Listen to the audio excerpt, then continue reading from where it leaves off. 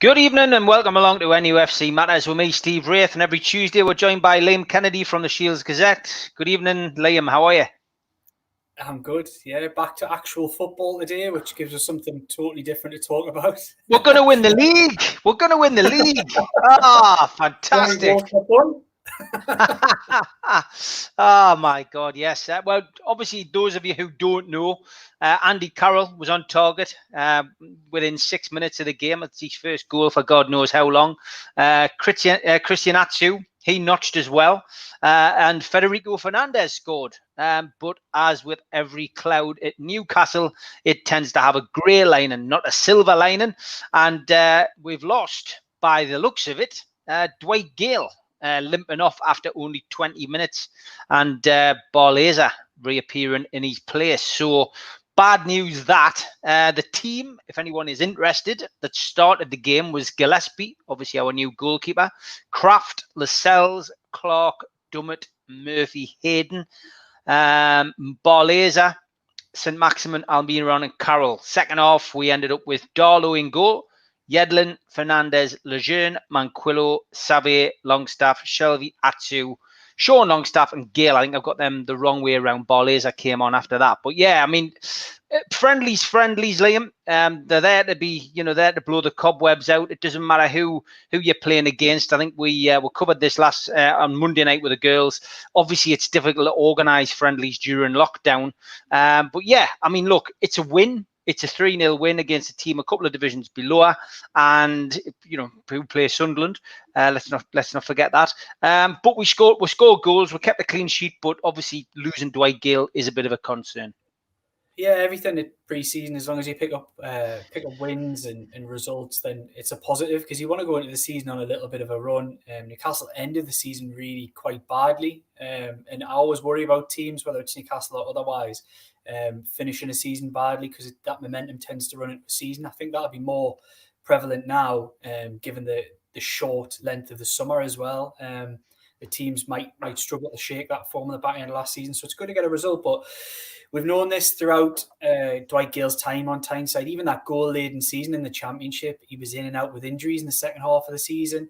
And that's the biggest concern. I put a tweet out today before the injury saying, even with Dwight Gale fully fit, Newcastle United must be more mental than I thought they were if they think they can go into this season without signing a striker, because that is not anywhere near a good enough Premier League forward line.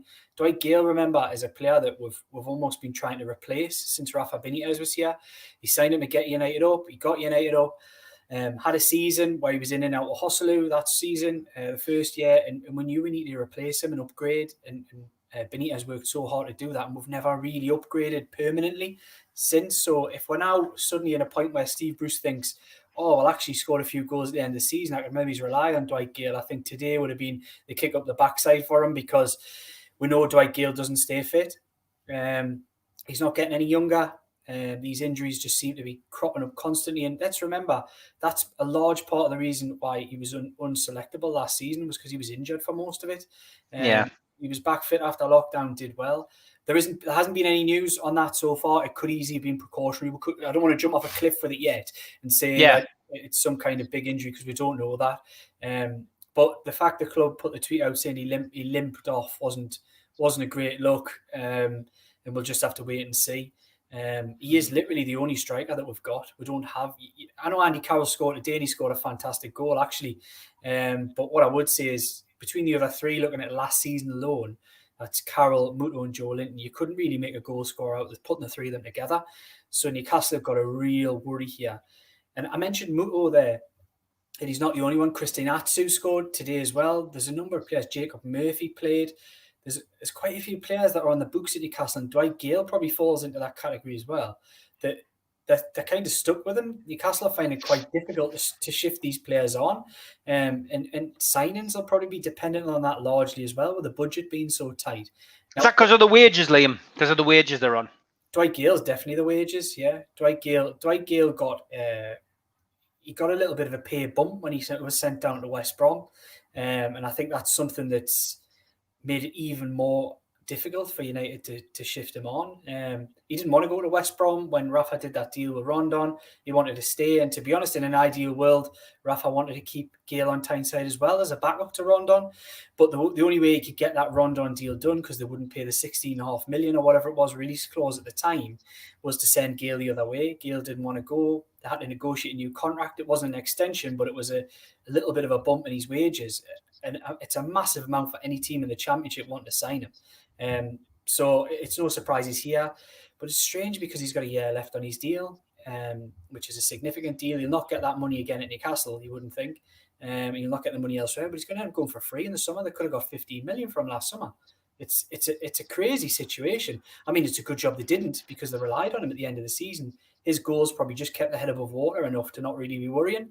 But yeah, I think it's a concern. Like I said, I put something out there today. The striker situation. If you've got, I don't know the budget, I'm going to be honest, but if it's 30 million, if it's 35 million, whatever it may be, you have to spend the majority of that. Now, that's sort of understand here. He uses wages, signing on fees, etc., all into the package. But you've got to spend 80% of that on getting a striker in. We're so desperate for goals in this team. They've really got to push the boat out and try. I'm not saying push the boat out and overspend. Spend within their means, but they've got to get the best they can get with the money they've got, because this isn't good enough. And if Gale's injured going into the season, we're only a few weeks away from the first competitive game. If we're going in that with Joe Linton leading the line and expecting Muto to come off the bench and Carroll, then I think we're in big trouble. I really do. Yeah, I mean, it's desperate times, really is. And I know some people are saying, let's just concentrate on the football tonight, forget the takeover, but it's very difficult. And questions coming in, is there something still going on in the background? I mean, it's our understanding, Liam, that, yes, there is something going on in the background, and that, there's, a lot of things happening.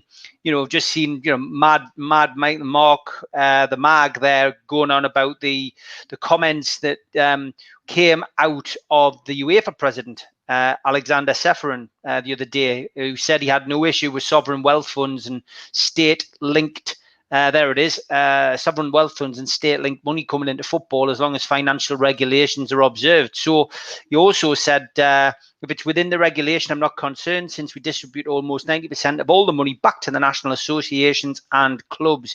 He went on to say, I'd love to have even more revenues because it is good for the development of football. There's a lot of things like that happening, piracy being tackled, comments like that coming from UEFA. Is it a coincidence, that, or do you think it's all part and parcel of, things which are going on in the background?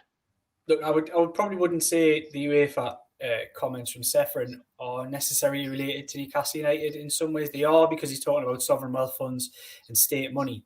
But I think it was more focused at PSG being in the Champions League final, the Qatari-owned model they've got there. Obviously, we've seen controversies with regards bans for Man City, etc., and overturned. I think he was more talking at that level at this point. I know there's a French club, Paris FC, have also seen Bahrain sovereign wealth fund by 20%. There has been little bits and bobs across Europe all over. But I think, why would you turn down money? Like you said, it makes sense for this kind of money to flood into the game, and then it only spreads out. And in Europe, which is what he represents, has got a stronger set of nations, a stronger set of leagues, and that can only be a good thing for football, essentially. And that's kind of what he was saying. It's a no-brainer. We've gone over this a million times before, in that sense, that it seems strange the Premier League would knock back this money, but obviously there's controversies that go with it. He wasn't specifically talking about sovereign wealth funds that have got a history of piracy, and that's not beat around the bush. The Saudis have. And I don't think they thought all these years ago when they went down this road that it would maybe bite them in the backside with regards to buying an English Premier League club, but it kind of feels like it has. Are things going on in the background, like you said, Steve? Yeah, we believe they are. And you know what? I've had a lot of people come at me today on Twitter actually saying, well, what are you saying that for? What are you getting people's hopes up for? I don't want to get anybody's hopes up. That's not my job. I'm not out there to sort of lead you down the garden path as some others may. I'm honest, and if I hear something, I'll pass that on to you guys. And that's the best thing I can do, I think, in my job, is because if I was on the other side, as I have been for a long time as a fan, I'd want to hear every little bit and bob that somebody heard and they could tell us. So that's what I try and do. I'm not trying to lead anyone down the garden path, but things are going on. And they're probably going on the best way they possibly could. And we all wish this had happened in the first place. Everybody's hush, hush, get it done.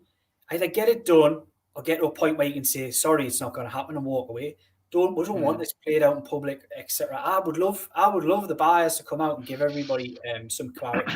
Say, we're still in this and we're still fighting for this takeover, whatever. You know what I mean? Yeah. But I think the best way to do this, it's a business deal.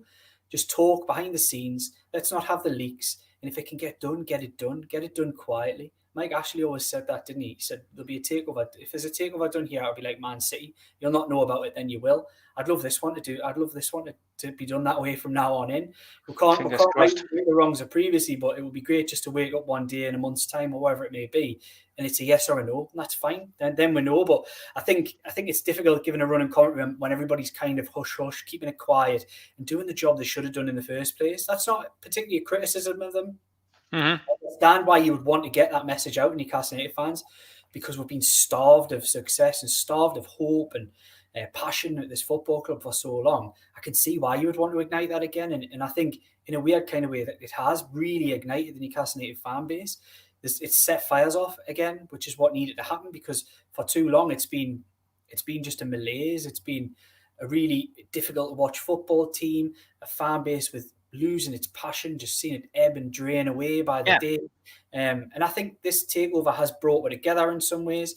And let's just see them get it done now. Either get it done or come out in a month's time, however long these negotiations may take, and just say, well, we tried, we couldn't get it. You did your best, and we can't thank you enough. But we couldn't do it. We tried, and we might be back or we won't. That's fine. But let them get their business done behind the scenes, because I'm going to find it difficult to provide a running commentary on this when everybody's so quiet. But I don't see that as a bad thing, as I've said. Some people do. Some people want updates every day. I get the messages on Twitter. I get the ads, and I can't. Things happen, and I'm not one to say when they do and when they don't. But if I hear anything, I'll always let you know. Yeah, I agree with you 100%. And let's hope things are working away in the background. Julie's asking, what do we make of the news coming out of Greece? Christ, I wish these were in charge of the takeover. That's what I wish. They've more or less arrested him, interviewed him, charged him, and then found him guilty. Just off the BBC website here, Maguire's brother Joe and Christopher Sharman also appeared in court today. Joe Maguire has been found guilty of repeated bodily harm, violence against public employees, and attempted bribery. Sharman has been found guilty of insult, repeated bodily harm, violence against public employees. And Harry Maguire has been found guilty of repeated bodily harm, attempted bribery, violence against public employees, and insult after his arrest on the Greek island of Mykonos. Wow. That's some list of charges, and he's been found guilty. And now, obviously, he's not there, so he'll not be having any Greek porridge tomorrow morning. But there's going to be a rumbling now, isn't there? And obviously, Gareth Southgate named his England team, and he's in it. Yeah, Gareth Southgate was quite strong with his message today that he would stand by the Manchester United captain. Without knowing the full legal details of the case, it's impossible for me to say I'm going to put my journalist hat on here and play a straight bat. It's impossible for me to get into all the detail with regards to that. But purely looking at the results from the courtroom today, it's not really a very good look for an England footballer and for the Manchester United captain. But as I always say in these kind of things, there are two sides to every story. And until every side of the story is being told, I think it's unfair to make any kind of judgment on this. Yeah, it's a fair point. Obviously Gareth Southgate's been told a different story by Harry Maguire. I know, I've seen plenty horror stories on in books and on documentaries banged up abroad. I've watched quite a few of them over the years, and a lot of people just basically found guilty when it's quite clear that they weren't. But yeah, two sides to every story. Would be interesting to see how that all pans out. I'm just glad it's not a Newcastle player. Yeah. Mike Stewart says, why can't we give Muto at least a chance? Yeah, it seems to be a running theme, and I've not really picked up on it on the show. But somebody said that last night. We had it on Sunday with the worldwide show. All of these you can find on the channel, guys and girls, if you fancy, looking back over past shows. But yeah, Muto, I mean, it just didn't float Rafa's boat, and then hasn't impressed Bruce, has he? No. There was a little conversation that was had with Benitez a little while back, and he talked about Muto, and he really liked the type of player that he was. He worked hard, he was reasonably intelligent, got in decent positions, but didn't score goals. And Benitez almost thought of him as a player that if he scored goals, he wouldn't be signing for Newcastle. It just doesn't look like it's worked for him in the Premier League. From what I've seen of him, I've seen very little to suggest that he'd be worth any kind of long-term run in the side. He's lightweight. He's doesn't really look like he's got an instinct to score goals. He got the odd one. He scored against Leicester in the League Cup last season. But no, you've got to remember, we see what we see on a Saturday, Wednesday night, whatever it may be. The managers, whether you think they're good, bad, or indifferent, see these players every single day. They see every session. They see the work they're doing in the gym. They monitor the numbers, the statistics, how hard they're working. And that's what they make decisions on. They don't just make a decision on a whim saying, oh, well, he had a good 5 minutes on Saturday, I'm going to start him this weekend. It doesn't happen like that. They analyse these things. So you kind of have to have faith and wonder that that's two managers haven't really fancied him. Then it'd be a shock to see him come back from this. I know for a fact they've been really trying to get rid of him. But he's another one that he's on a good pot of money. He's got a couple of years left on his contract, I think, from memory. And I think Newcastle look like they're stuck with him, as has been stuck. I've seen Henri Saivet got some minutes today. He's got no future at all at Newcastle United, but they just can't shift him. I always liked him as well. When he's played, he's not let us down, actually. Under Rafa, he played a couple of times, and, he looks as if he's got something about him, but just never given a chance, really. Yeah, and again, he's another player that I would go back to what I said about Muto. These managers see these players day in, day out. They know exactly what they're about. And I'm sure if he had really had the ability to change games or looked incredible in training, I'm sure Steve Bruce would give him a chance. But it just quite clearly isn't that way. I think we saw Steve Bruce make some quite interesting decisions last summer. I don't think he's scared to make big decisions because he had Jack Colback giving his debut at Sunderland, looked all set. I know for a fact up till 2 days before the end of the transfer window, he was all set to be named in the 25-man squad. And then Bruce had to pull aside a lad who he's known since he was a teenager and say, no, sorry, you're not going to be involved. He did the same with the likes of, he signed Lazar and Aarons, and everybody kind of thought, oh, well, he signed them for Sheffield Wednesday. He's bound to give them a chance again at Newcastle. No, he didn't. He made these kind of big decisions. So it wouldn't shock me if Bruce looked at Saivet or Jacob Murphy, for example, and said, you know what, maybe I'm going to change this. I'm going to bring you back in. He's never shown any remote interest in bringing Saivet back. Jacob Murphy could be one that could be brought into the squad. But the one caveat I would say with that is that Jacob Murphy will probably be wanted by quite a few clubs this summer because he done okay in the Championship last season. We've seen Rangers interested. I'm sure other clubs in the Championship will probably take him back in a heartbeat. And I think if Newcastle United have got to trim players who won't be in that 25 out, Murphy's probably one of those that they could find takers for, where an Atsu, for example, might be difficult. Yeah, just a question on the screen there from Adam. Hi, Adam, mate. He joins us usually on a Sunday for the Worldwide Show. Muto and Joe Linton not at the training camp. Any idea why? No, I don't know any reason as to why. There's not been anything given to me with regards to that. No suggestion that either of them are leaving the club or anything like that either. I'm assuming if they're not at the training camp, which is not something that's been put to me, that it'll probably just be an injury or something related to that. Potentially even might be something to do with where they've travelled and when they've arrived back. Could potentially be some kind of quarantine, which I know was the case with some of that players. That was. I want to mention that about Jeff Hendrick. You all out there were like, how long is this medical taking, etc. Basically, he went away, had a holiday, and he was having to quarantine for 14 days as everyone who's doing the same does. And that was the only reason why he couldn't join the squad when he first signed the deal effectively, which was last week. He had to wait until Sunday before he could join in with the rest of the players, or Monday, was it? It's not always straightforward. It's not always you think, the club are taking ages over this. Sometimes with COVID, etc., there is protocol that you have to follow. And that could easily be the case with Muto and Joe Linton. I'm not sure. Yeah, I mean, it's always a concern when Joe Linton gets injured. Jack Chater, where's this imminent statement from Mike? Come on, Liam. Have you been on the phone? I don't think it's coming. Right, okay. So Ian Murter, for those of you who don't know what he's going on about, Ian Murter ran a story to say that Ashley was going to put something out there to say that Henry Maurice and others were tire kickers, wasting his time, weren't genuine bids, whatever you want to say, and we're still waiting. It hasn't come. No, I don't.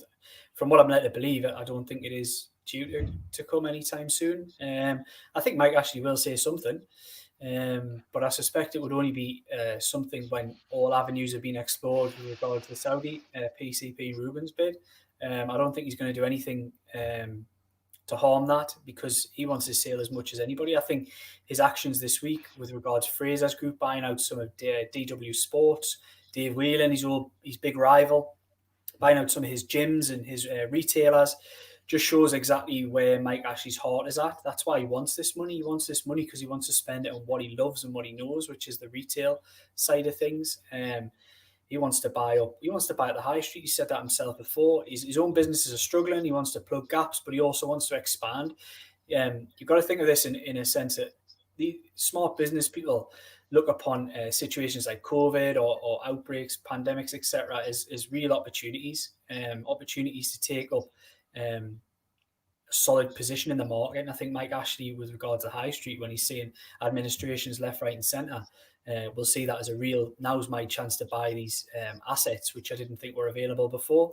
And we've known before that Ashley likes parking his, what was the description? Parks his car on someone else's lawn. I think parks his tanks. Yeah, parks his tanks. Yeah, parks his tanks, that's it. Yeah, so I think he's been doing, I think he's seen the opportunity with DW there and thought, right, I'm not missing this one. But that shows what he wants to do. He wants this 305 million. He wants it now because he wants to spend it on the high street.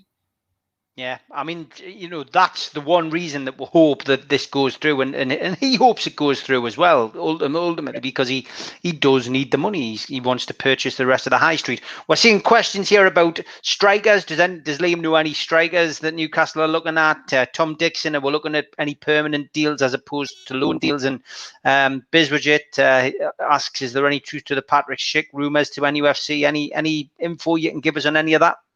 Well, the Patrick Schick one's an interesting one because he is a player that they've monitored the scouting team for quite some time. It's not one that's just come up this summer. It's been one that they looked at last summer, one they looked at in January as well. But there are a lot of clubs interested in Patrick Schick. There's been a lot of talk in transfer circles regards Bayer Leverkusen, and that could potentially be one that comes off. A return to RB Leipzig is not out of the question either. But he's a player that Roma want to sell. He's a 22 million striker, according to the Daily Mail. I've seen that today. I didn't know the figure, but is that really, are Newcastle United going to spend that in the current situation? I've got serious doubts they will, but I wouldn't argue with it. If you've got 30 million, 35 million, just go and, like I said before, go and spend 80% of that on a striker. There's been links. The Chris Wood one came up a couple of weeks ago, and there was a figure of 13 million mentioned. He's a 30 million pound striker. He's a lad who scores double figures in the Premier League. They don't come for 13 million. Just doesn't happen, no matter what age they are, because everybody in this division is looking for the same players. And if you can get a player who's guaranteed to score goals in the top division, you're on to an absolute winner. So no, I'd be very surprised with somebody like him. Callum Wilson's one that keeps creeping up. There's a real fire sale going on at Bournemouth. But again, he's a player that I expected, if he were to leave, will probably end up somewhere like Tottenham, who are very, very interested in the player. Josh King, another one who probably 10 of the 20 clubs in the Premier League would happily take and are actively looking to sign. I'm trying to think who else. I mentioned earlier in the summer, Luka Jovic, and it might not be the name that ends up in Newcastle, but it could be the nature of the deal. So I think what strikers don't come cheap. And this is me just stringing some dots together. And if you haven't got a lot of money, you're probably going to be looking in the loan market. And what I would suggest is that loans probably tend to happen a little bit later in the window, when strikers realise they're not going to be in and we're going to shift him on and move, etc. So I think Newcastle will probably be in the market for a loan striker. And I wouldn't rule out Luka Jovic. He was a name mentioned to me right in the start of the summer. But probably 20, 30 clubs in Europe are looking at the same player. The same goes for Patrick Schick. The same goes for any other name that you mention, because goal scorers are come at a premium. And the ones that don't get sold will be the ones that head out on loan. And that could be the market that Newcastle get their best value, is signing a player on a short-term loan. But I was really... it's not something I'd heard, but it was a report that I read recently with regards wanting to sign loan players, having to pay percentages rather than paying the full wages. That really concerned me. If you want a decent player on loan, you just have to go and sign the player and pay the wages. If you only want to pay 50%, you're going to get a certain type of player. And we really don't want to go down that route, not this season, because it felt like we're on the cusp of something at the start of the summer, and you never know, that deal's not dead. To be facing up to relegation at the end of the season will be the biggest kick in the backside we've seen in a long time here. That would be some come down this season if we end up there. And I think Newcastle have got to really push the boat out for a striker. Yeah, I would agree. Ryan Fraser again. Kyle Johnson asking about that. Is that back on before we go back to takeover stuff? I don't know. It's not one I'd heard. It's kind of gone quiet on the Ryan Fraser front. He's a player, I've mentioned this on here before. He's a player that Newcastle really liked. They offered a contract to earlier, towards the end of the season, a pre-contract to get him tied up before he could talk to anybody else. He knocked that back, and we are where we are. I think he was expecting a move to one of the top 6 clubs, probably as a squad player there, but I think he fancied his chances. When he's 26, 27, probably a really big move for him. Before heading to somewhere like a Palace or wherever, but that hasn't materialised for him. And this is the market we're in. He's a player who's interested in a lot of clubs in and around the same bracket as Newcastle, and would be an excellent signing. But unfortunately, I don't know how far forward we are with that. He's a player that the scouting team and the transfer team have been really talking up and talking with. Spoke to his old agent quite recently. He told me it was all the way back to January. Benitez quite fancied him that January before last. So it's only a 2-year chase for Ryan Fraser. But I think it seems to have gone a little bit cold. But hopefully it's something that can develop, because I think he'd be an excellent signing at Newcastle. Joe Linton's partner is due to give birth, apparently. It's one spot he can actually hit by the sounds of it. Adam Beckett says, wondering if Liam has any info on the Greek left back. It would be a good sign in a much needed position. Yeah, we've heard a little bit about this Greek left back. Everyone wanting to know news on a striker, of course. But yep, we're tightening that defence up. If any news on him? Look, it's a position that, let's not beat around the bush. It's a position Newcastle United need to strengthen for some time. We've had loan players in that position. There's only really Paul Dummett can play in a back 4 left back.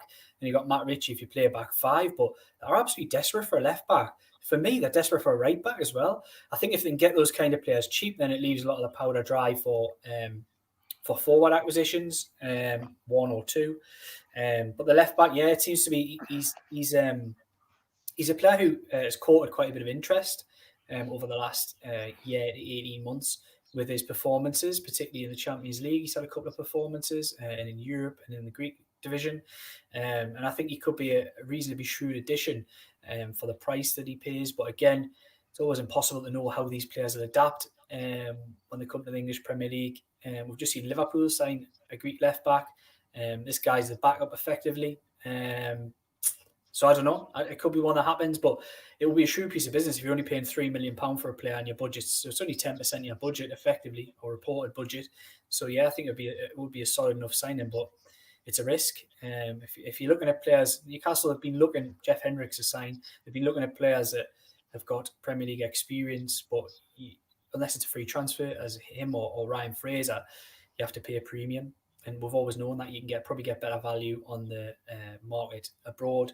And I think that's probably what they're looking at now. I mean, the comments that Steve Bruce has given probably since the back end of last season about the transfer window, or going back to the January transfer window, when clearly a lot of people felt that we needed a striker in, and we seemed to be chasing, a centre midfield player for around about 30 odd million, 34, 35 million. People wanted a striker then. He seems to be playing down that we're looking for one. It might change if Gale's injury is serious, but yeah, I mean, are we actively looking for a striker, do you think? Yes, they are looking for a striker. It's something it was the priority at the start of the summer, and it seems to still be a priority, but it's easier said than done. Everybody's looking for strikers. The business is all a bit strange this summer, I think. You're still seeing players linked with really big moves, even though everybody's saying that they're a bit cash strapped. So it's a strange one. I don't really know. I don't know which way the market's going to go. It could be one of those where it waits right at the end of the summer, and then there's a big flurry of activity when clubs realise they're not going to get the same amount of money for players, etc. But we'll have to wait and see on that one. Matt Slater's article about Red Bull, we're going back into the takeover side of things. Looks very interesting with Billy Bean behind it. The Moneyball project will be fascinating. The irony of Scudamore fronting the bid. I saw that one. I mean, again, it's an article in a newspaper, isn't it? Matt Slater, respected journalist, but we're not really sure of the credibility of it. We've had Pelota linked, this week as well. My phone's been very quiet. I've not heard from Michael Chopra, and obviously people asking if BN any progress on that. Chopra's last tweet on this was still waiting. We hadn't heard anything from Newcastle. So talk about Red Bull first, and then maybe BN Sport. Yeah, I read Matt Slater's article, and it is an interesting prospect. I think that project would come to the Premier League. It seems like Newcastle United would fit into that model. There's a few clubs that you could probably buy that would fit into that model. But although there was veiled mentions of Newcastle United, there's no suggestion that it definitely is Newcastle United that they would look to buy.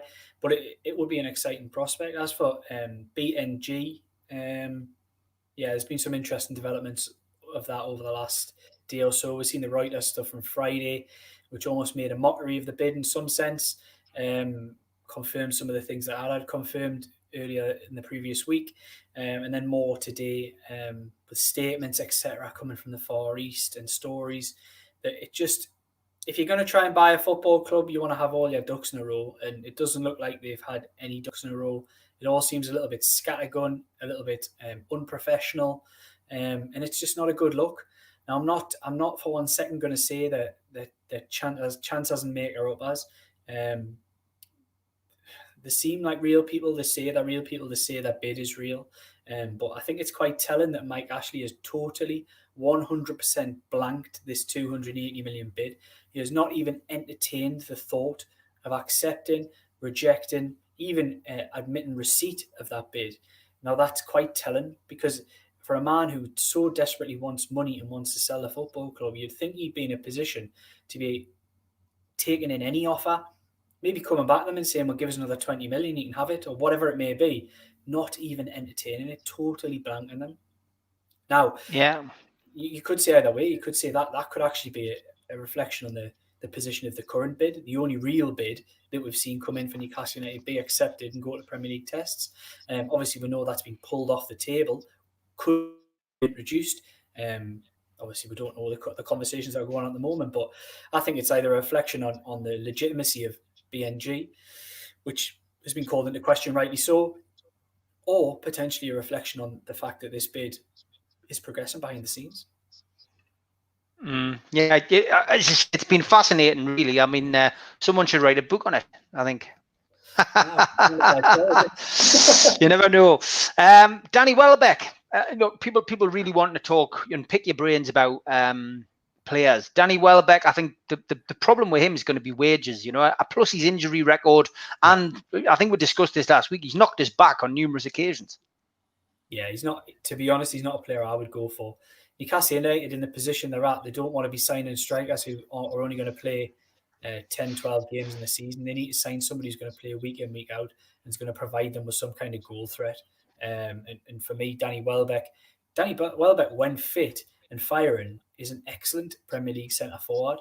can play off wide, drop in a little bit. But he's never fit, and he hasn't been, and that's why he's at Watford, and that's why his team got relegated. Because if he'd been fit and firing for Watford last season, he would have kept them up because he's that good a player. But he was nowhere near. So I think that tells the whole story. And I wouldn't touch him with a barge pole. Somebody mentioned Daniel Sturridge. I think it was last week or the week before. Another player whose career has just been blighted by injuries that you wouldn't go anywhere near, because we've already got one on my books. Now, I'm a massive fan of Andy Carroll. I always have been.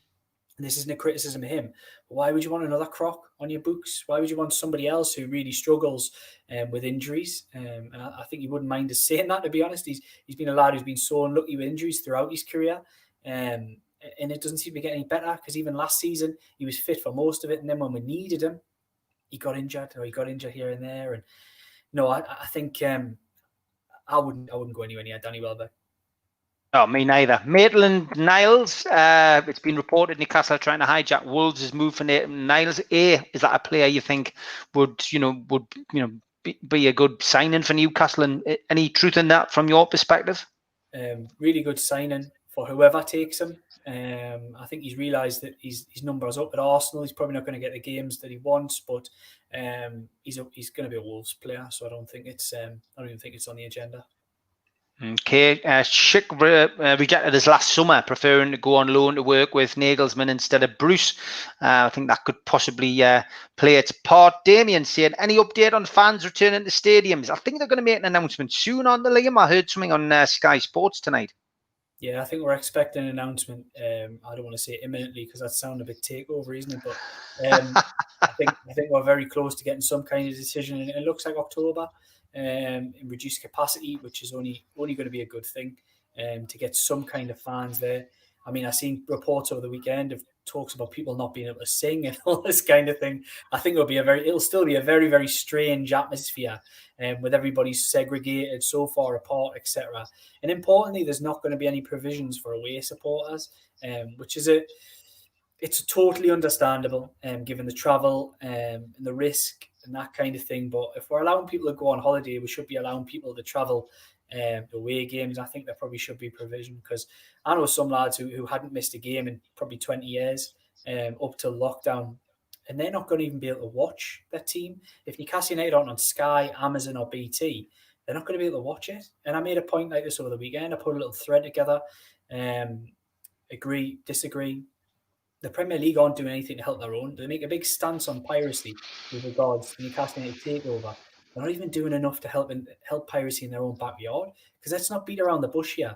Well, not bury your head in the sand all you want, but I've seen games in pubs on illegal streams. Probably most people sitting watching this video tonight will have done exactly the same. Pubs across the northeast will be showing these games on foreign streams. The Premier League know about this, and they're not doing anything to affect it. They're actually probably going to worsen it by the fact they're not allowing games, because of money, to be shown all games as they were in Project Restart. That would have been perfectly acceptable.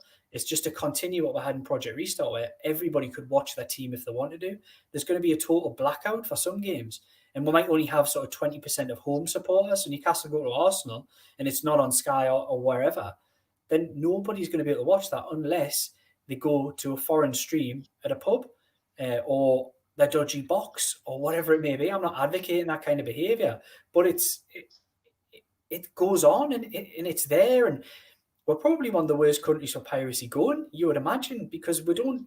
It's weird because you can sell the TV rights to the Premier League to a foreign TV company, who can then show every single game, no matter what time, whether they're all 3 o'clock, they'll put every single game live on their various channels or red button, etc.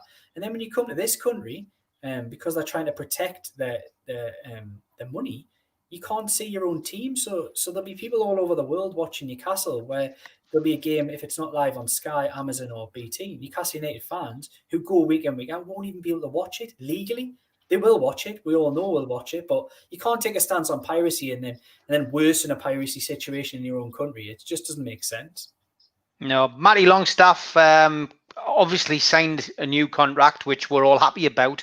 A lot of people questioning the length of the contract, almost as if he's hedging his bets. I mean, was it possibly anything to do with Watford going down, and Udinese were probably going to loan him to Watford, and he didn't fancy a spell in the Championship, and he's decided to hedge his bets, stay. He's got a bit extra money at Newcastle, and at least he can review it a bit, review that contract again, in a shorter space of time. Well, look, this wasn't about money. I've said this on here before. This was about him guaranteed a career path and game time. So I think there's probably a little bit of both. Newcastle United probably not 100% sure about the player because of his situation. And the player himself not wanting to sort of put himself down into a 4 or 5 year deal and then still be sitting next summer in exactly the same position. This deal almost puts the power with the player. And I quite like that. I quite like that he's backing himself to make an impact in Newcastle. He wants to make an impact in Newcastle. That's why he stayed. He always wanted to stay. But it wasn't about the money and all this talk of, he's only been offered 20 and he wants 30, etc. The money, I'm led to believe, I don't think the money was a massive factor in this. I think the player has got a lot of self-belief, as is his brother, Sean. Massive self-belief between those two lads. And they think they can go to the top. And I think the last thing he's going to want to do is sit in Newcastle on the bench, not getting an opportunity. So why would you sign a 4 or 5 year deal if you know he can leave next summer? And he will, but Newcastle still make a little bit of money off him. So it kind of it was a deal that hedged the bets for both Newcastle and for the player. And I hope he gets an opportunity because I believe in him as well. I think he's a tenacious player who's got a lot of ability. And I really would try and find a place for him in this midfield. A lot of people asking if we've been linked with Messi yet, seeing as though he's leaving Barcelona. How many times has he been leaving Barcelona? How many times? How many times has he retired from international football? He's not really. I think he'll still be there. Yeah, it's a strange one. Rich Story says, what about Michy Batshuayi as an option? I know another one who would certainly enhance the squad and put the ball in the back of the net. Yeah, it'd be great signing for Newcastle. Obviously, he's had a little bit of a stagnation over the last 18 months or so, but he's an excellent player. He's certainly better than what we've got, and he would be a player that I think they could well be interested in. Again, a lot depends on the money.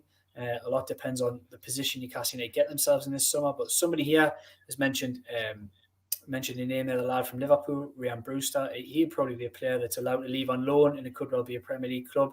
And he won't float the boat of many, looking after a player to make him better for another Premier League club. But he could be one that they really push for if he's allowed to go out on loan. Yeah, I mean, I did an interview which will be on at the weekend on Saturday with comedian Gavin Webster, and we're just talking about bargain buys and players that were picked up who went on to do well, and it doesn't always have to be a name. Look at Andy Cole. Andy Cole was signed by Newcastle from Bristol City, 1.75 million. Nobody really rated him. He'd been a flop at Arsenal, done quite well at Bristol, came to Newcastle. Fair enough, he was playing alongside Peter Beardsley, but an absolutely fantastic player, and went on to break Hughie Gallagher's record. So it doesn't always have to be a name that's going to set everyone's hearts racing. As long as it's somebody who puts the graft in and can do the job, that's really what we want.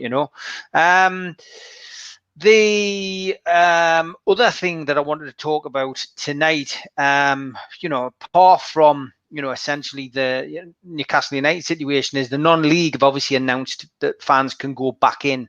Great news for the non-league. Obviously, Dunson man myself, I know you've been down to South Shields a few times. You're been down to watch them play as well. And non-league something which we've got to support, but it's great to see fans going back in, Liam, isn't it?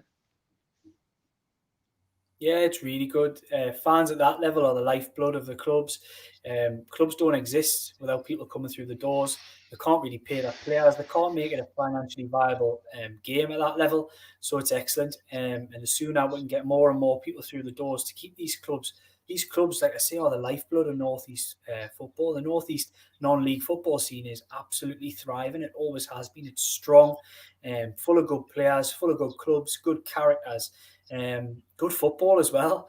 It's always entertaining. You'll know yourself going. Like I say, I've been reasonably close to South Shields over the last few years. I've been positioned with the paper. My missus is from South Shields, etc. Her family, so I've been to a few of their games, and yeah, it's buzzing. North East non-league football is absolutely buzzing, and the sooner I can get back to the position that we're in just before the lockdown. I was at the game, South Shields last game. The crowd was 3,500. It was absolutely tremendous. Yes, that was probably a little ill-advised with hindsight, given we're on the verge of a pandemic that was spreading like wildfire. But it was just a fantastic advert for what non-league football can be. And obviously that's one end of the spectrum. But like you said, you've got clubs all over. Clubs all over who might only get 50, they might get 100, they might get, on a good Saturday. But they need those people going through the doors. They need them buying a pie. They need them buying a can of pop or whatever. They need that. They need that coming through the door. And fingers crossed, one or two far away. We don't want a second spike. Nobody does in any way, shape or form. And fingers crossed, especially for the North East non-league scene. People asking about Morales, Edouard from Celtic. I mean, again would be interesting players. Chris Woods, another one that's been linked. Lots of comments coming in. I don't want to put them all on the screen. Javier Hernandez, another one potentially. Yeah, I mean, all of these players would be great, but I suppose Newcastle will take their time and try and get the best deal for someone coming in, won't they? Edouard at Celtic's the one that really stands out in that little pack that you put together there. I think he's a fantastic player. We've seen the lad Dembélé go back to France and really tear it up there at Lyon. And from all accounts, I used to work up in Scotland. The reports I hear about Edouard are that he's so much better than Dembélé. So I think he really would be worth a shot for anybody who wants to bring a striker in on a reasonable budget. I don't think he would cost the earth. Morales, someone I'd heard less good reports about. And I would be a little bit concerned if he was the one that pinned the hopes on. He can be bought for a reasonable price. I think it's sort of 15, 16 million that Rangers are looking for him. But he's a player that definitely isn't in the Edouard category. And I think he's a player that is very temperamental, hot-headed, and isn't a player that fits into it. He's very much a goal poacher, doesn't fit into a team, doesn't work. Particularly, I know Steven Gerrard's been critical in that sense, so I'd be a little bit concerned on that. And I've mentioned before, Chris Wood. You're going to have to break the bank to bring a Chris Wood in. He's a consistent for the last 2 or 3 years for Burnley. He's a 10, 11, 9, 12, whatever goal a season man. And that costs you. That might not sound, he's a 1 in 3 man in the Premier League. That might not sound like he's not an Andy Cole, for example, as you mentioned before. But in this market, that's going to cost you a lot of money because there aren't that many of them around. They're not all Jamie Vardy's, etc., going and scoring 20-odd goals at Aubameyangs. Newcastle are looking at a totally different market. And if Chris Wood's on their agenda, I would think they're probably going to have to break their budget to bring a player like that. And that's without even considering, he'll not be on massive wages, etc., but that's not even considering sign-on fees, wages, agent fees, etc. So, yeah, I don't think that one's a goer. Please give the video a like and give it a share, guys. We're going in extra time tonight. We're going to give you an extra 30 minutes. A lot of people asking if the show could be a bit longer, so we're going to do 90 minutes today. So finishing at 7:30. So keep your questions coming in, and we'll do our best to answer them. Colin Wilson says, Liam, do you think the Premier League will be worried about Chi Onwura's statement in Parliament next month? Of course, Chi has set up her own petition. Hasn't as much traction or support as the previous one. A bit of apathy, among supporters thinking, well, what good's it actually going to do? But yeah, I mean, look, it's good work by Chi, and it'll be interesting to see what happens from that, won't it? Look, I would urge everyone who has the time and ability to go and sign that petition as well. It can't do any harm, and it's really positive that this conversation is still ongoing. And that was one of the big fears about the political angle in this regard with the takeover, is that obviously the MPs were in the recess, they're on holiday, etc., and it wasn't going to be something that was right on the agenda. September's a different case, and if Chi can keep this fight going with the support of Newcastle United fans, I've seen she said just under 20,000. It would be great to think that Newcastle fans would get behind that and just give it a chance, give it another. It doesn't matter what it gets. Actually, it will go ahead. It will be debated, but. Just to get a big number behind it would be really positive. And I think anything that anybody's went out there and done of their own accord, whether that be MPs, yourself, journalists, whatever, fans, it's fantastic. I think we've really shown we can make waves. And I think that's something, if this all doesn't go the way we want it to, I think we'll be able to hold our heads high and say, we had a go at this and we made waves. It did. The waves went all the way down to 10 Downing Street at one point. And the waves are still continuing with people like Chi. Sean says, Liam, out of the players that you've talked about and the ones that have been linked to Newcastle, which players would you like to see at the club? I went really big on Edward. I think somebody like that, if you could bring him in, I think he'd be a fantastic signing. It's a risk, don't get us wrong, but the reports I've heard from people, fellow professionals in Scotland, he's a fantastic player. He'd be a player I really, really want to see come in. I like the idea of a Josh King as well. I've said on here before, I really like Callum Wilson. Callum Wilson's injury record worries us a little bit. He does pick up the odd injury. So I think Josh King, although he's not an out-and-out goal scorer, will be another player I would like to see added. I've mentioned Ryan Fraser because I think he's a fantastic player. I'd love to see him. Difficult to say, isn't it? I want to see us sign a left back and a right back, but I think we're probably going to have to muscle on what we've got in the right back position. We've signed Mankiewicz, Kraft still on the books. Yedlin, there might be talks about extending his deal. I don't necessarily agree with those decisions because I don't think any of them are particularly good enough. I didn't disagree with Mankiewicz getting his deal. I thought he was decent last season, much improved. And if you want to keep somebody as a backup, I think he's a pretty good option because he can play right or left. He's quick, doesn't make too many mistakes, decent player. But you need to sign a proper one to play in front of him. And Yedlin's not that. Kraft certainly isn't that. I'm not having Kraft in any way, shape or form. Not for me. I don't think you look good in a 4. I don't think you look good in the centre. I don't think you look good in the centre in a 3 or as a wing back. Nah, not for me at all. And I think that is a problematic position. They haven't really got a right back who's a Premier League starting Premier League quality. And I don't think they've got a left back in that position as well. Because to me, Paul Dummett's a left-sided centre half in a 3. That's his best position for me. He can play in a 4 as the left back because he's disciplined and solid. But if you kind of want a little bit more than that in a Premier League left back. So I think they're 2 problematic positions, and you see that with Premier League football, there ebbs and flows now. A lot of fullbacks are like wingers now, and you wouldn't for one second suggest Kraft and see if that's who it is. Kraft and Paul Dummett could play on anybody's wing in the Premier League. Bar Newcastle's probably. Stephen's asking, do you think the problem's shifting players out before we get players in? I mean, it depends. A lot of people created this budget. It went round. Everyone assumed we had 35 million. But in reality, nobody really knows what the budget is. I doubt Steve Bruce will tell anybody because obviously that's going to, that's not going to go in the press. Otherwise, people are going to be, looking at Newcastle and saying, right, we can take advantage of that. Yeah, definitely. I think it's one of those things that they're not going to reveal their budget, are they? Be the worst thing they could possibly do. Be the worst hand you could ever play.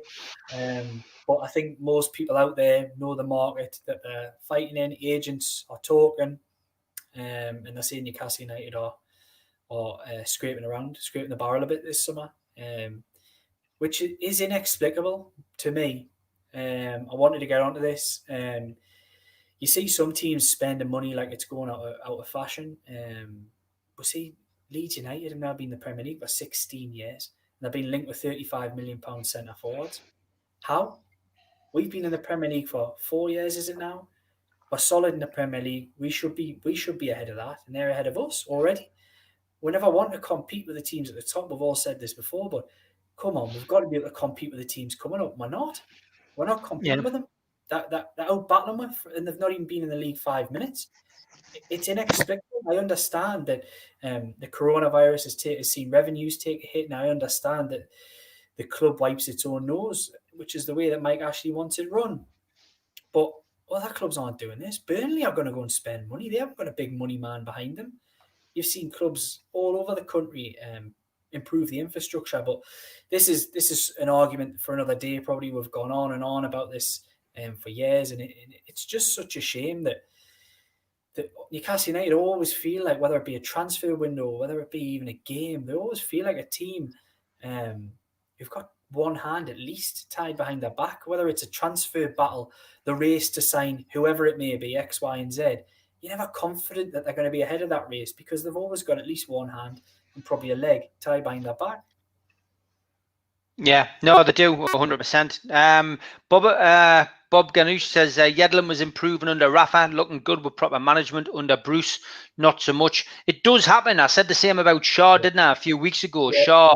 Shaw really, was flourishing under Rafa, and then just hasn't really looked capable of kicking a football in some games. I've got to say, what was it? Bob Ganush? That was a canny name. Yeah. I've got to disagree. I still think Yedlin was very similar under Benitez. I think there were times even in the championship season that Benitez used Yedlin as a right-sided winger coming off the bench, and that was because he can't be trusted defensively. He never has been and never will, and he was slightly better, more disciplined in a disciplined team, but not for me. I think Manquillo was actually probably a little bit more disciplined than Yedlin. I think Yedlin is all over the shop with the balls going over his head, etc. He never seems to judge them right. Gets caught out with the back post all the time. And I think Manquillo is a bit of a compliment to them that he doesn't get in as many bad positions and doesn't make as many mistakes.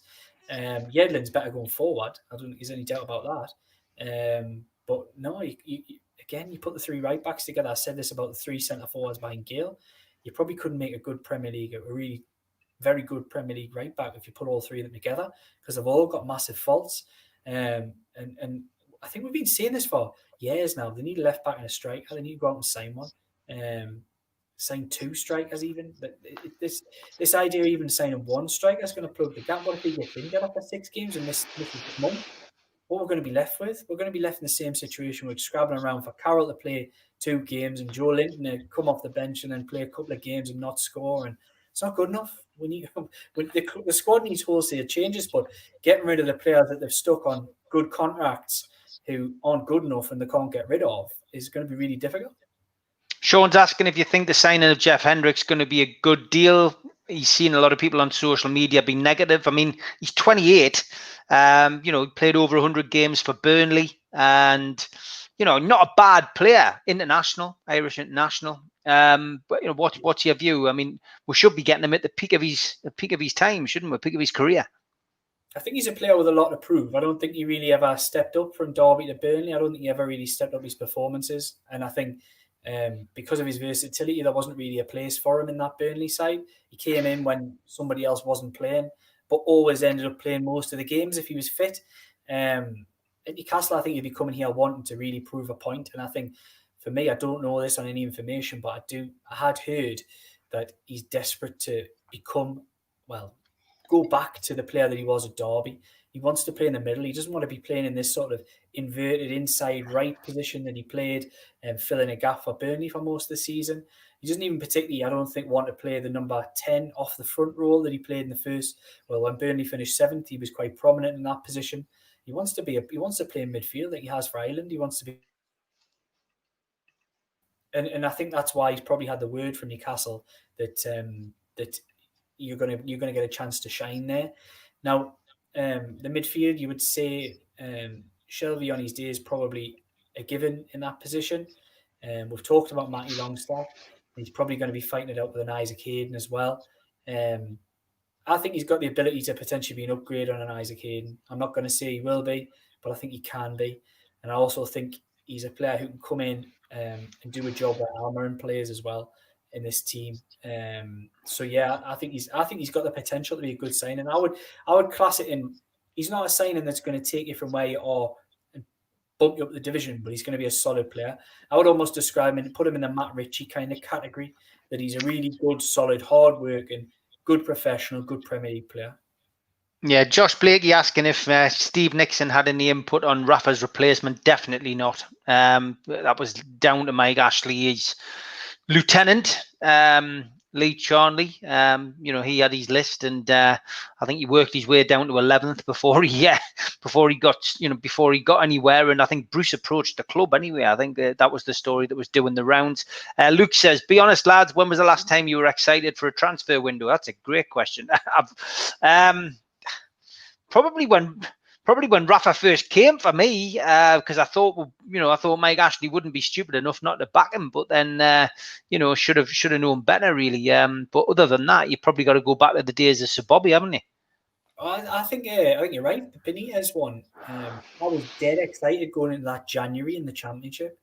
I really thought he was going to get backed from above and bring in the players that he had lined up to bring in that January. We could have had Ruben Loftus-Cheek on a loan deal, potentially extended in the next season. We could have had Andros Townsend if Mike Ashley had dug deep. And those are players that Rafa Benitez wanted to sign, not just because he wanted to gain promotion and win the Championship. He wanted to sign them, and they were ready-made Premier League players, so he didn't have to sign them again in the summer.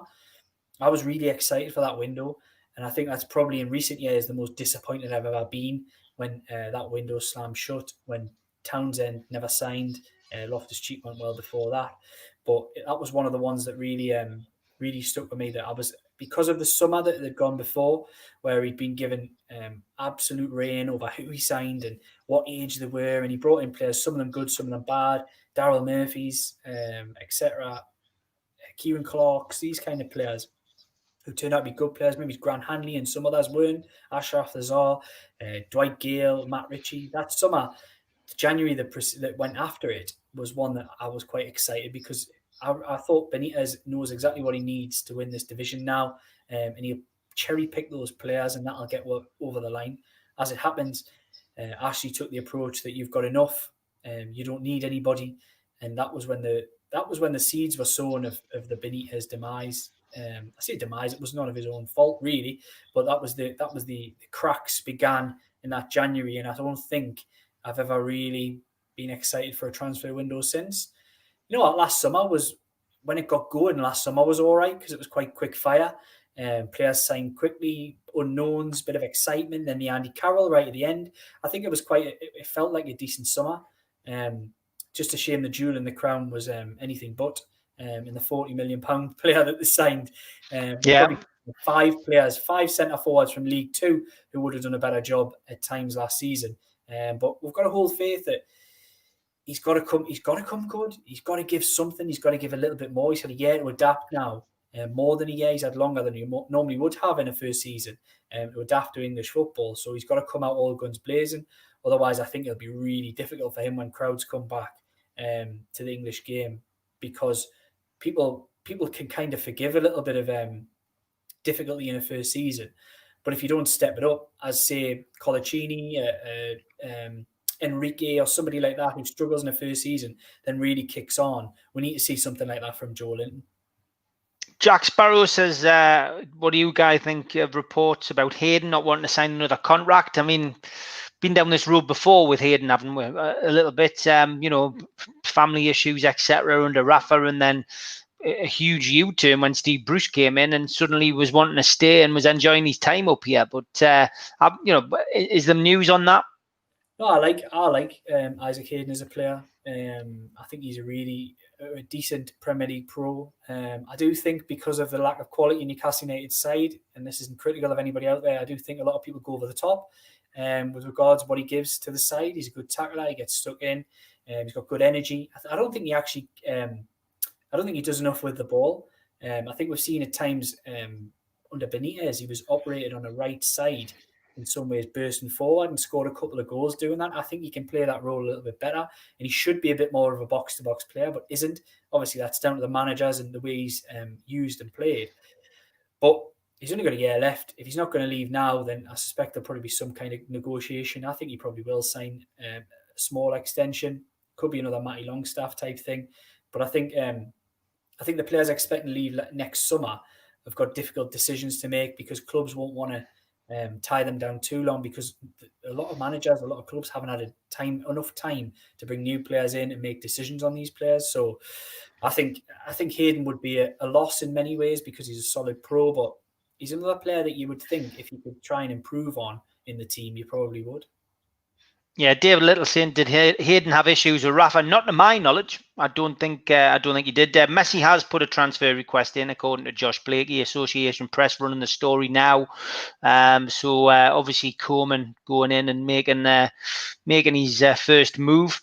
Judy Baker asking if anyone's seen Maurice. Yeah, that's another story that's come out, isn't it? That he's got £500,000 legal fees. And I saw one journalist running a story saying that Mike Ashley was a little bemused about that. But yeah, it just seems just another easy story to write about our pal Henry. You're not gonna go on, get it up. Nah. You're not gonna. No, I've decided it's childish. We've all seen this from the start. It's happening now at BNG.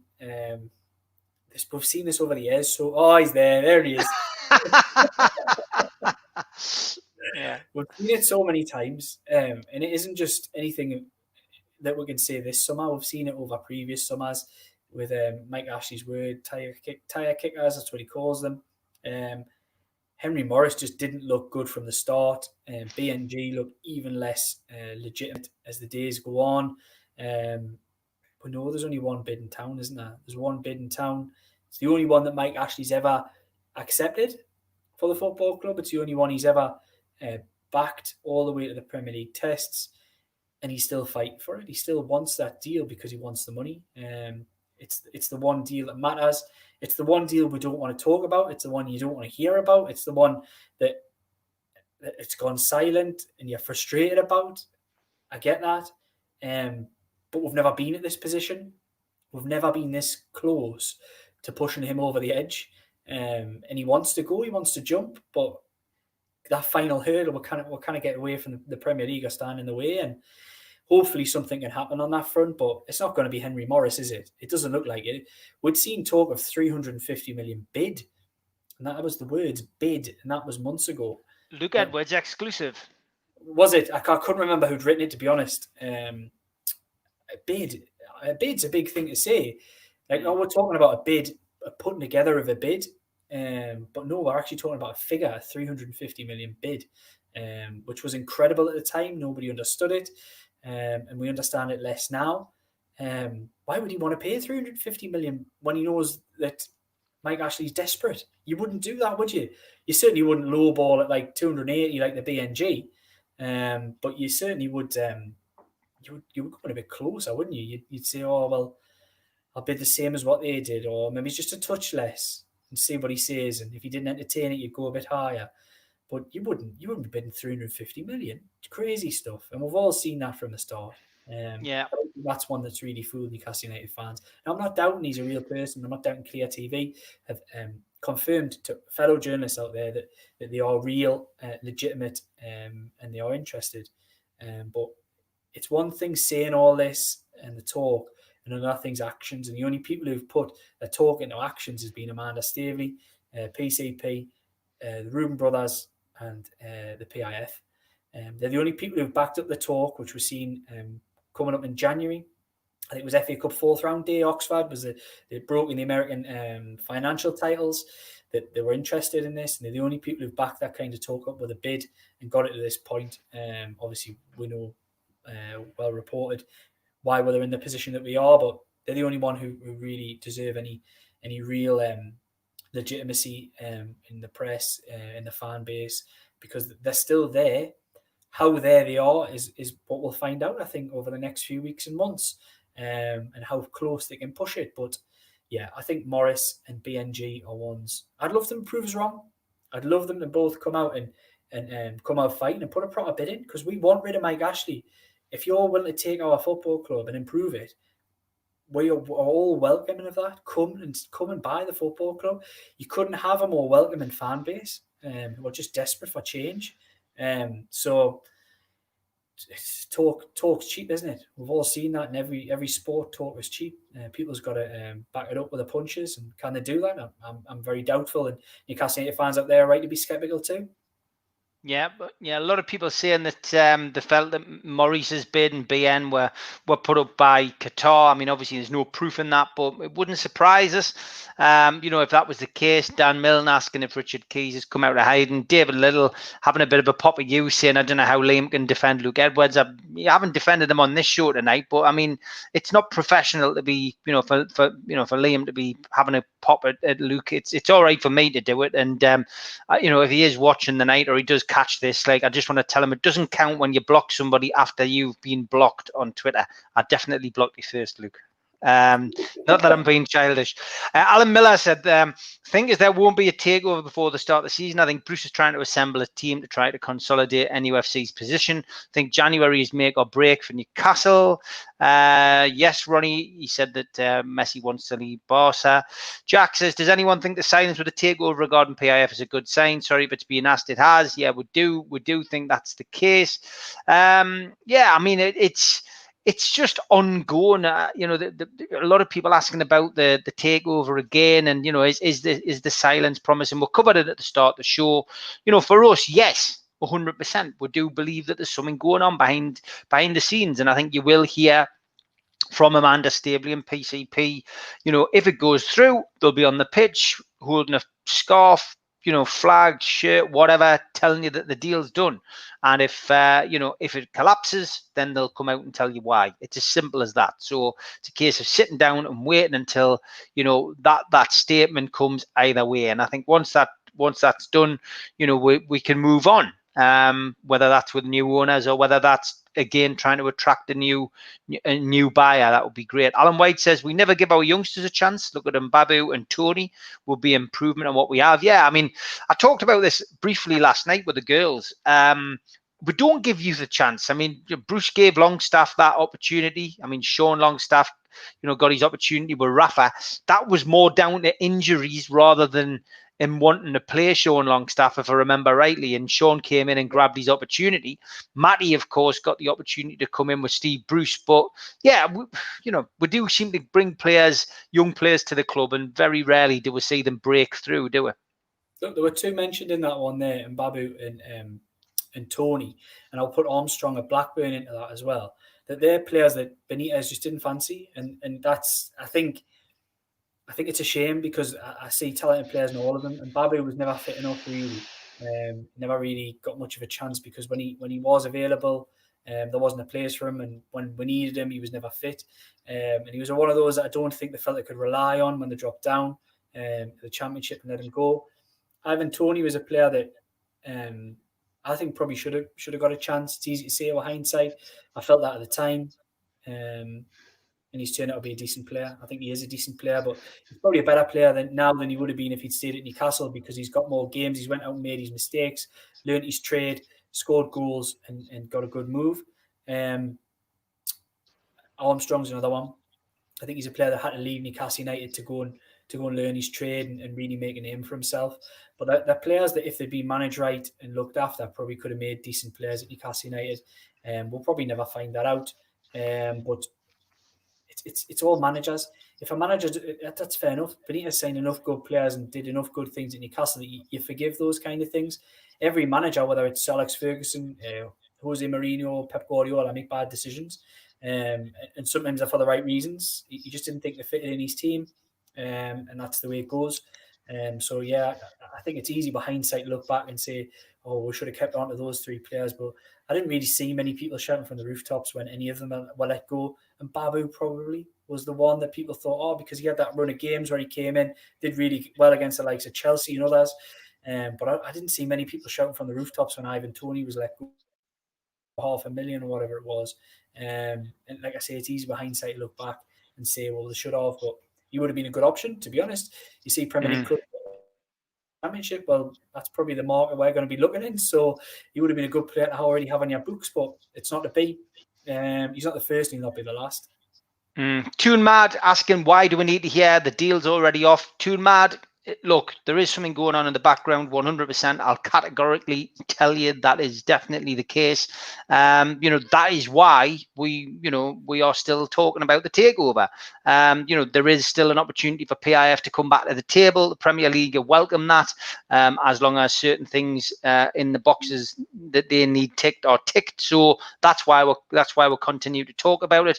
I saw somebody ask there, have we got a fantasy football team? No, we are on Facebook. We set that up a couple of months ago.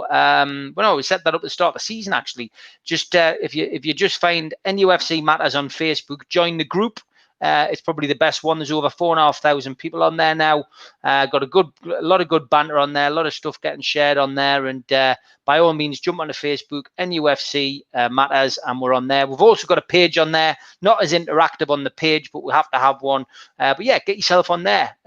Please do. Dave Havery says, do you think that the spamming in the Premier League is a useful tool, or it's just upset the Premier League even more, Liam? No, I think it's worked. I think me too. As long as you keep it within, as long as you keep it clean, keep it legal, I think it's really worked. I think the fan movement, social media, like I said, I think we've really, I say we because I'm a fan as well. I think everybody who's really put that little bit in has made waves. We really have. There hasn't been any clubs done anything remotely like what we've done in the last 6 to 8 weeks. It's been an absolute incredible. I say 6 to 8. It's probably only been 3 to 4. It's felt like 6 to 8. But yeah, it's been incredible. Keep up the messaging. Keep up it's getting to people.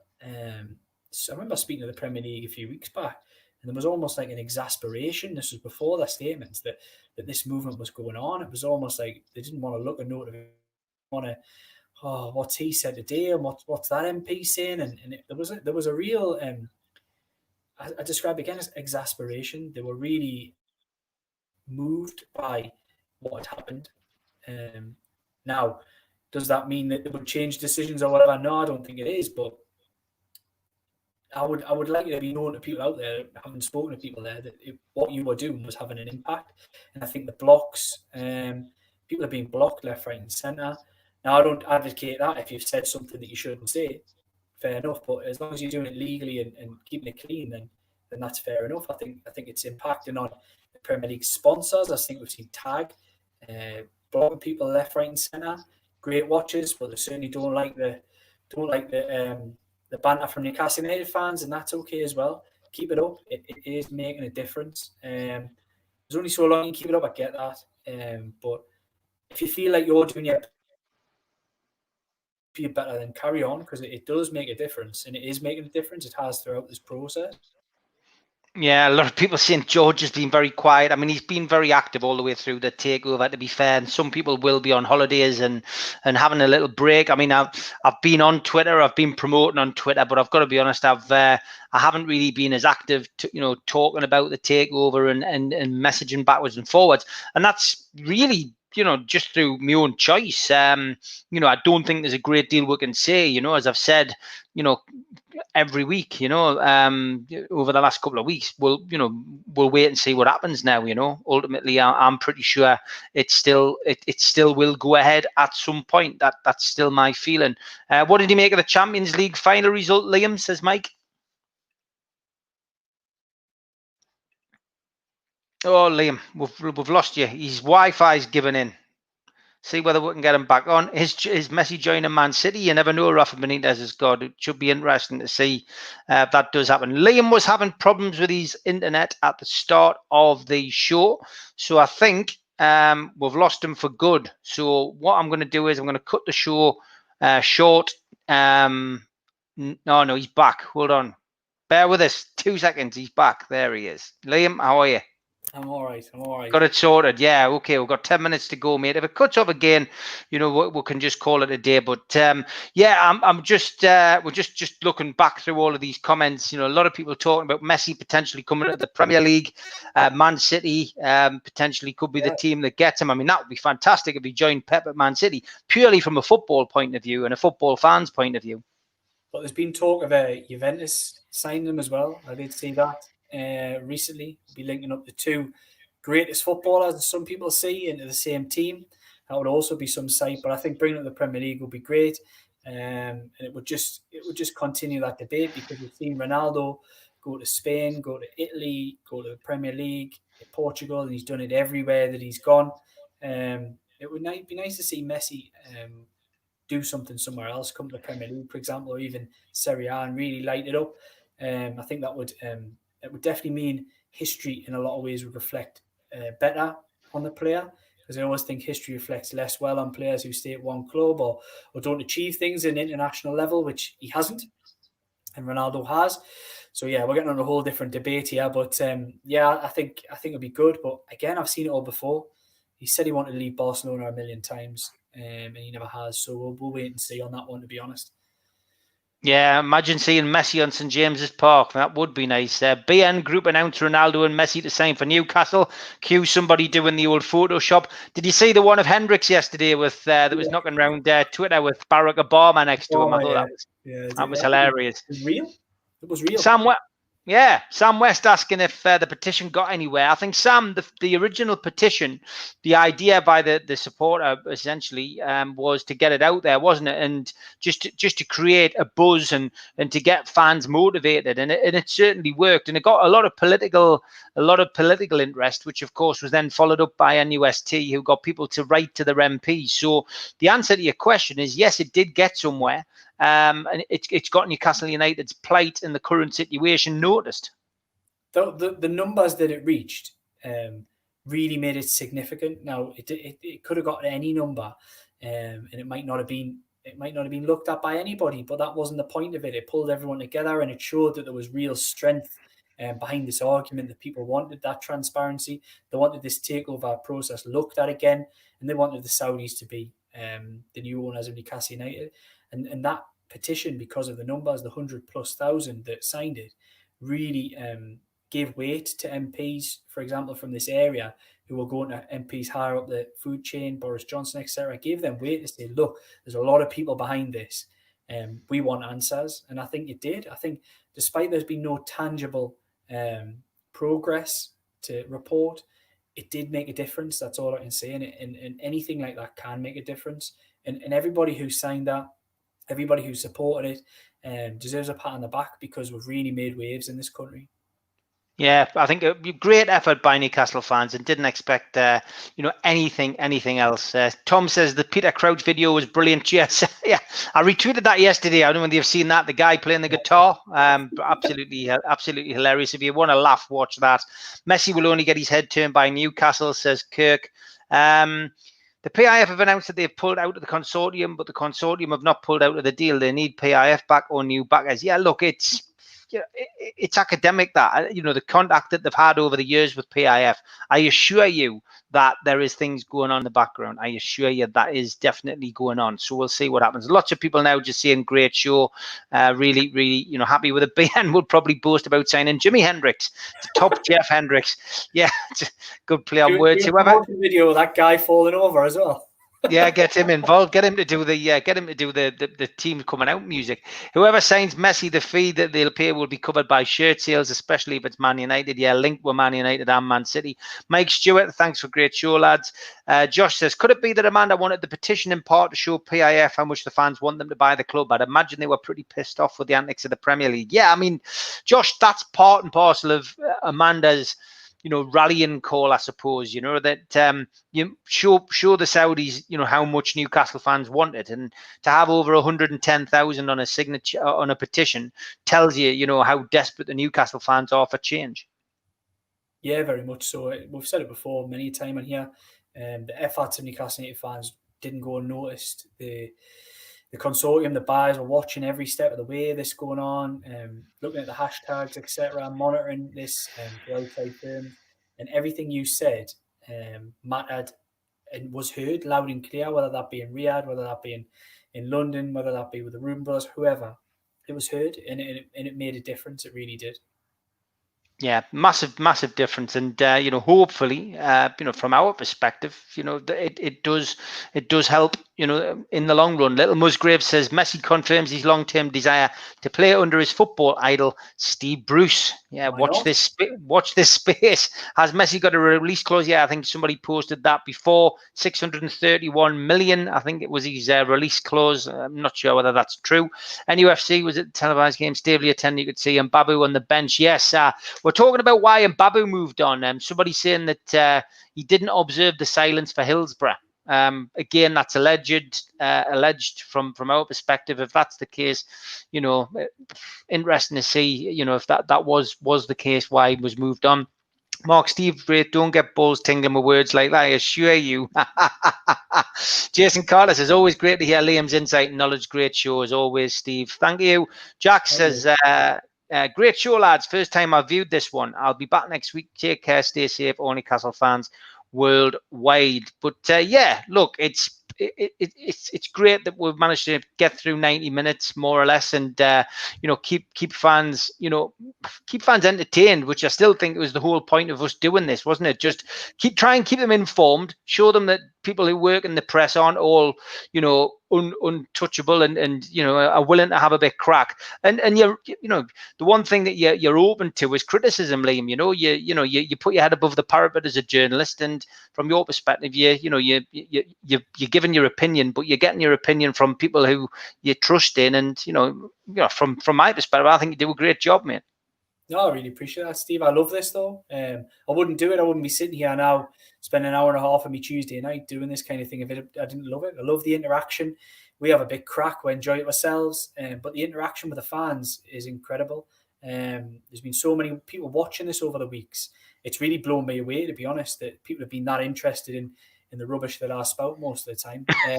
And me. Yeah, it's really blown us away, and it's keep watching, keep letting us know, get in touch on Twitter, etc. If you like what we do, subscribe to this channel. It's not just this kind of thing on a Tuesday. Steve's got a brilliant show last night with the girls. He does the stuff on a Friday night, the Three Amigos, which was absolutely incredible last week. I tuned in that and watched it, and he does all the little bits and bobs as well. Some crime stuff, some outlandish stuff, the 5G, the David Icke, all that kind of thing. There's plenty of interesting stuff to keep you entertained, and hopefully everyone still enjoys what we do. Try to give you that little bit of insight, a little bit of perspective from the press box. Soon, well, fingers crossed, we're going to be back in the press box very, very soon. Don't know how that's going to play out, but yeah, from my perspective, I love doing it. Keep in touch and see if you can get you guys can maybe have a look at my podcast. We do our own podcast on a Wednesday, which is the Mouth of the Time, with the Shields Gazette.